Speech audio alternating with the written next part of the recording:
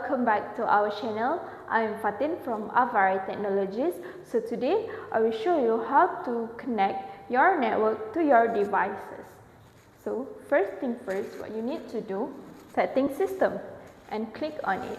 Now your setting system panel is appear.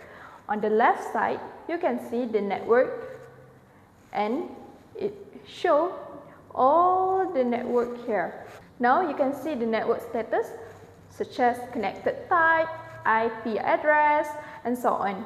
So for the Wi-Fi, you can click here to turn on and turn off.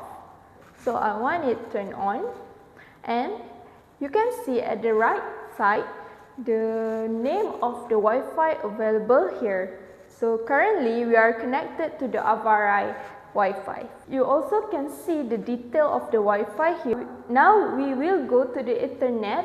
To connect your Ethernet, you just need to plug in touch cable at the front and at the back here. Last but not least, you also can share your network using hotspot.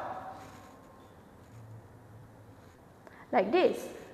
See, you can see all the hotspot detail like encrypt mode, name of the hotspot, and then the hotspot Wi-Fi, the blacklist, the device connected. Okay.